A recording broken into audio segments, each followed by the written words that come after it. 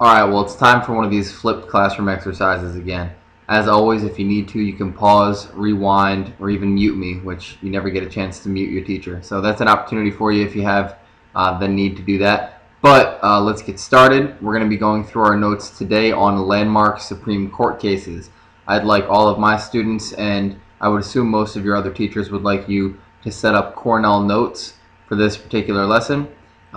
What I'll do is I'll have the really important stuff on the slide for you, but I'm also going to explain and give a little bit more background, so make sure you're listening as we go along. First thing I want my students to do after they set up their Cornell notes is to rate themselves on the learning scale. That's right here. What I'd like you to do is do that in the top left of your page. That way I can check it the next day in class itself. Pause that and make sure you rate yourself accordingly. So the judicial branch, as most of you already know by now from all of the conversations we've had in the beginning of the year and the middle of the year, is headed by the Supreme Court. And the Supreme Court has original jurisdiction, which means authority, in cases involving state governments or foreign diplomats, but it's a lot more than that. The Supreme Court has two main functions, along with some of its other ones. It reviews all laws passed by both the federal and state government, and if a law is found to be unconstitutional, which means against the Constitution, it is struck down, meaning it can't become a law, even if the entire Congress and the President sign off on it. If the Supreme Court, those 9 people right there, decide that it's not constitutional, it cannot become a law. It also serves as the final court of appeals in the United States. Almost every single court case can have an appeal, meaning that the person who is on the losing end decides to take it up to the next highest court. And the Supreme Court is the very, very highest of all of those, so it goes no higher than the Supreme Court. Vocabulary, this is important vocabulary that you'll need to have in your notes, so make sure that you listen carefully and then pause it if you need to. Precedent is a word that means a standard or rule that is established, so it is a precedent in the school that you cannot chew gum or candy in class. Jurisdiction is authority over something or an area of your authority. For example, my jurisdiction is room 705, where my students go to learn every day. Mr. Johns, the principal, his jurisdiction is the entire school. That's where he has authority over that entire area, and the superintendent has authority over all of Orange County. A diplomat is a representative of another country that's usually sent overseas to represent a country's best interests. So if you become a diplomat one day when you guys get older, you might be sent to live in Brazil or France and represent the United States as you live there. Counsel just means legal assistance. So when you hear everyone has the right to counsel, it means the right to a lawyer. A landmark case is a very important case in court that sets a precedent or a standard. It means that's what it's going to be from now on and changes something important about the law. Our first one that we're going to discuss is Marbury v. Madison. It's really important because it established that the Supreme Court had authority to rule a law as unconstitutional. It's 1803. What happened was, at the end of his term, President John Adams made federal appointments, meaning he gave jobs to people right before he left office. That way his party, the Federalists, had an opportunity to stay in power. Thomas Jefferson, the new guy, didn't really like that so much. So he took it all the way up to the Supreme Court, and what ended up happening was the Supreme Court ruled in the Judiciary Act of 1789 that that Judiciary Act was illegal and could not be followed. It was saying that that Judiciary Act of 1789, meaning that people could make appointments whenever possible, that was ruled unconstitutional. But those are minor details. The reason you need to know it is because it's the first time ever that the Supreme Court ruled that a law could be unconstitutional. Now this one's really interesting also. 1896, it's Plessy v. Ferguson, and what happened was, many of you guys may know students or may know people who are biracial or come from family of mixed cultural background, and there was this guy named Plessy who was 7/8 white, meaning almost completely white, but had an African-American relative in his life. Had white skin and attempted to get into a railroad car, a train, that was meant for whites only. Even though he appeared to be white, maybe there was a minute or a small little difference that some people noticed and said, hey, he's not 100% white. We need to make sure we're aware of this moving forward. And what they did is they kicked him out of the car because he refused to leave. And when they tried to kick him out, he said, no, I'm not going anywhere. And he was arrested. So he took it all the way up to the Supreme Court. And the Supreme Court ruled that Plessy really didn't have any say. States had the right to separate whites from blacks or from any other cultural background, as long as the opportunities and the accommodations that were given were equal. So they could give a white-only water fountain, and they could give a colored-only water fountain, as long as they were both water fountains that worked out well. Our next one, Brown v. Board of Education. And this is probably the most famous Supreme Court case that most of you will ever end up hearing. What happened was in Topeka, Kansas in 1954, there was a parent of a student who was going to an all-black school, and the main issue was she was passing a few schools that she could have gone to just as easy, but she was going instead traveling hours and hours every day round trip to go to this black-only school. So what happened was the parent took it all the way up to the Supreme Court, saying that if we have separate schools, we're not really offering equality. You can't have equality if things are being kept separate, if you're keeping people apart.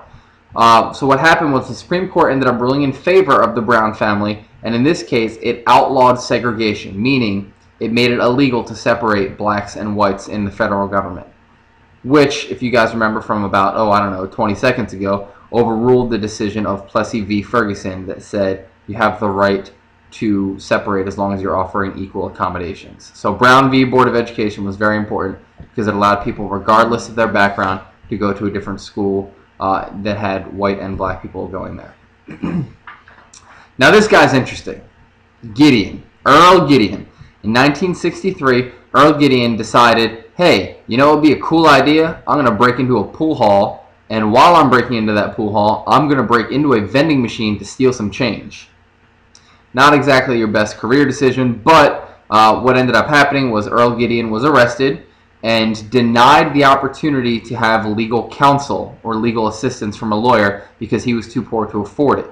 So what ended up happening was, since he could not afford to have any sort of legal assistance, the Supreme Court ruled that defendants must be provided with free counsel if they can't afford it themselves. That makes about as much sense as this cartoon, but it is something that's important moving forward for other criminals or potentially accused people. Now, Miranda, Arizona took place in 1966, and any of you guys who have seen a cop show or a movie or anything like that where you hear the Miranda rights, you guys know this is where it came from. The Miranda rights are where you hear you have the right to remain silent, anything you say can and will be used against you in a court of law, blah, blah, blah, blah, blah. That's what happens when people get arrested. It all came as a result of this Supreme Court case. So what happened was, in 1966, Ernesto Miranda was arrested for kidnapping an 18-year-old woman. What they did is they caught him, they ended up taking him to the police station and interrogating him for up to 2 hours. Now, for those of you who don't know what interrogation means, it's where you're in a room with someone and you're shaking them and yelling at them and tell me where he is, all that kind of stuff. What they did is nothing but that for 2 hours, and Ernesto Miranda did not know English extremely well, and he ended up confessing to the whole thing. Well, he didn't know that he had the right to remain silent. He did not know that our Constitution and our Bill of Rights gives you a Fifth Amendment to plead the Fifth and not incriminate yourself, and didn't know that any accused person had rights. So, as a result, since Miranda was denied those rights, the Supreme Court ruled that someone who is arrested must be made aware of their rights before anything is done or anything is used. Our next case is Tinker v. Des Moines. Now, you guys all probably remember this one from when we had our DBQ not long ago, and it happened in 1969. And if you guys remember, in the late 1960s, the Vietnam War was going on, and a lot of people were protesting what was going on, especially young people. They were protesting and making arguments that were against the war. And this particular group of students, there were 3 of them in a school in Des Moines, Iowa, who wore these little black armbands that you can see right here. All they had on it was a little peace sign. Didn't really disturb anybody, but it was a non-violent protest against the war, showing their support for a peaceful resolution rather than war. So the school said, we're not having any of that stuff. You're criticizing our government. You're suspended. Well, the Supreme Court didn't really love that so much and ruled that as long as students weren't disrupting the school and the learning environment, they still had freedom of speech rights when they stepped on a school campus. We have another one here, Hazelwood v. Kohlmeyer. This is a school newspaper censorship case, and if you guys don't know what censorship means, it's when someone restricts what you're allowed to say or write. Well, in 1988, A bunch of students were writing a newspaper article, and the Supreme Court decided that student school newspapers are not open forums for student expression. So you can't just say whatever you want all the time. And censorship of the school newspaper does not violate, not violent, I don't know why it says that, free speech. So you can't just write whatever you want in a school newspaper, because it does kind of disrupt the flow of the school and the educational environment. So you do have freedom of speech under Tinker v. Des Moines, as long as it doesn't disrupt school. And under Hazelwood-Kohlmeyer, it's not unlimited freedom of speech. You do have some limitations, and one of those limitations is what you write in a school newspaper. This one's important too. And I know you guys just finished your DBQ about Nixon and John F. Kennedy. Well, Nixon eventually did end up becoming the president, and while he was the president, he got involved in a little scandal that involved wiretapping and some illegal stuff. And when questioned about it, Nixon said, well, if I break the law, it's not breaking the law, because I am the law. I'm the guy who's in charge of this country, and if it's in my best interest, the law doesn't really apply to me. Well, that went all the way to the Supreme Court, and they ruled in 1974 that the president has something called executive privilege, but only if it's an issue of national security. And executive privilege means you kind of can go a little bit past your normal boundaries for what you have as your role and the rules that apply to you. So in a case where Nixon is not taking care of an issue of national security, you still have to follow the law under rule of law, which states that every single citizen has to follow the law. Our next one is Bush v. Gore. It happened in 2000, and it was a very, very close presidential election, and it all came down to the electoral votes of the state of Florida. And there was some controversy about how some states, or some parts of the state used electronic voting, some parts used paper voting, some parts used write-in voting. Some things weren't counted correctly, some things may not have been, some things may have been. But what happened was it went all the way to the Supreme Court on whether or not they should have a recount and figure out, really, let's sit down and figure out what's going on with this election. But the Supreme Court denied that and said this is going to be the result of the election, which ended up resulting in George W. Bush becoming the president. Now, he may have been president anyway, who knows, but this is the first time officially that the Supreme Court determined who was going to be president, which makes it a really important landmark Supreme Court case. Next, I want you to, on the top right-hand corner of your paper, rate yourself again on the learning scale, and make sure you read this carefully. That way, I understand when you come into class tomorrow what kind of information we need to go over. That's it. I know it was a lot of stuff, a lot of cases, but if you only wrote down the things that were in the slide as was instructed for you, and you only got some background information from me as I was talking, then you have all the information that you really need to know.